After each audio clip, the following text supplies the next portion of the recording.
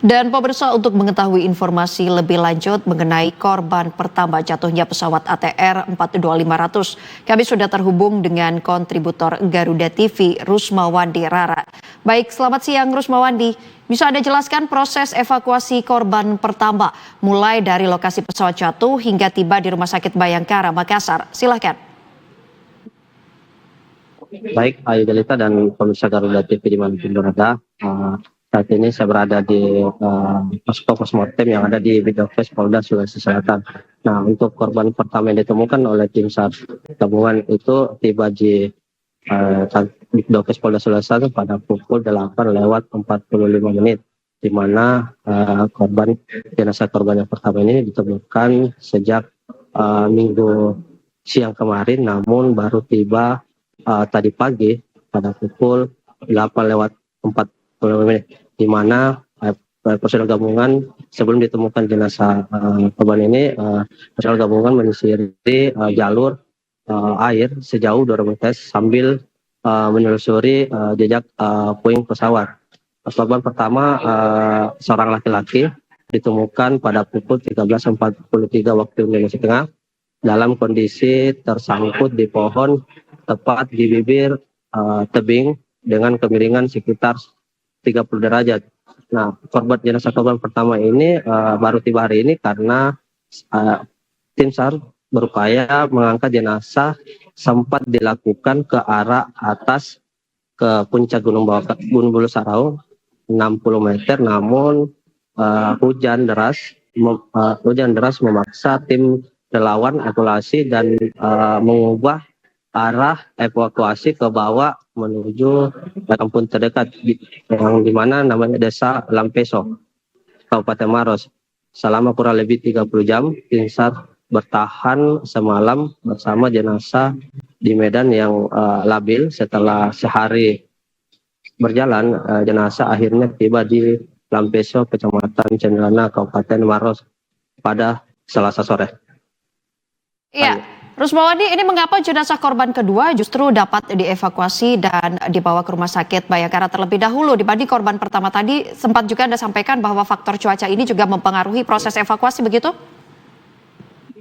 Baik, ayo jenazah pertama ditemukan ini di lereng Gunung Bulu Sarau di 200 meter kedalamannya, karena pada saat itu kondisi cuaca saat itu hujan ditambah kabut dengan pandangan 5 meter dari tim SAR untuk melakukan evakuasi, ditambah lagi tebing gunung yang curam hingga 90 derajat, jadi membuat tim SAR susah untuk mengevakuasi korban untuk menuju puncak Gunung Bulu Sarau.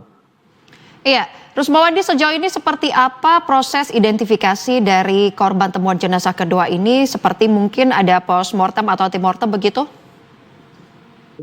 Baik, ayo untuk proses identifikasi dilakukan di tim BPAI Bidokes Polda Sulawesi itu melakukan identifikasi meliputi pengecekan sidik jari, kondisi gigi, dan pengambilan sampel DNA. Ayo. Iya, sejauh ini seperti apa tingkat kesulitan dari proses evakuasi jenazah dari lokasi jatuhnya pesawat hingga ke Rumah Sakit Bayangkara Makassar? Berhubung tadi Anda juga menyampaikan bahwa faktor cuaca ini menjadi kendala utama dalam proses evakuasi yang dilakukan baik dari pihak Basarnas dan juga instansi terkait, begitu? Baik, ayo bisa diulang pertanyaannya, yuk.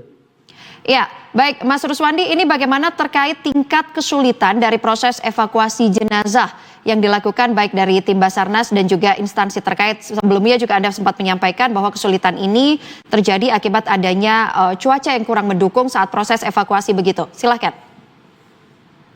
Baik, ayo dan pemirsa Garuda TV dimanapun berada, untuk proses evakuasi yang menyulitkan tim SAR gabungan itu, di mana proses evakuasi dilakukan dengan cara jalur darat dengan jarak yang cukup jauh dan tidak bisa dilalui oleh kendaraan, baik itu roda 2 maupun roda 4. Nah, proses evakuasi itu yang membuat tim SAR gabungan itu lambat untuk melakukan evakuasi terhadap jenazah korban pertama.